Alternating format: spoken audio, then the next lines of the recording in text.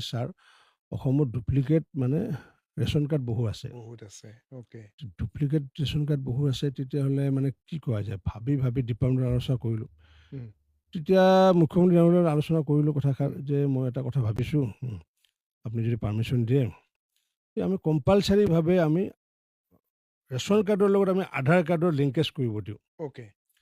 তেতিয়া ক'লে নাই ভাল কথা, এইটো কৰক, এইটো কৰিলে কি ওলাব নেকি? মই কৈছোঁ চাওক, হয়তো ওলাব পাৰে।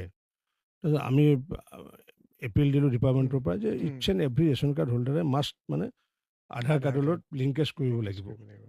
সময় দিলোঁ, আমি 2 মাহ দিলোঁ, পৰৱৰ্তী এমাহ দিলোঁ, পিছত আৰু এমাহ দিলোঁ। তাৰপিছত আৰু 15 দিন, আৰু 15 দিন, 5 মাহ সময় দিলোঁ। সময় দিয়াৰ পিছত দেখিলোঁ প্ৰায় 50 লাখ মানুহে ৰেচন কাৰ্ডৰ লগত আধাৰ কাৰ্ড লিংকেজ কৰা নাই। ওকে। তাৰপিছত তাৰে পৰা কিছুমান ৰেণ্ডম নাম উলিয়াই লৈ পেলাই ডিচিৰ জৰিয়তে এনকুৱাৰী কৰালোঁ। উম, ডিচিবিলাকে ক'লে এই নামৰ মানুহে নাই, সেই গাঁৱত এই নামৰ মানুহে নাই, এই নামৰ কোনো মানে পুৰুষ মানুহ নাই, মহিলা মানুহ নাই, কোনো গাঁও নাই, চবটো এইবাৰ কোনো এক্সিষ্টেঞ্চে নাই এইবোৰ। মানে এইটো মই ৰঞ্জিত দাস, মোৰ নামৰ ৰেচন কাৰ্ড বনালোঁ, আৰু এখন যদু দাস, হৰি দাস, মদন দাস, নগেন দাস, এনেকুৱাকৈ 25-30খন মানে আমি বনাই লৈছোঁ। বনাই লৈছে।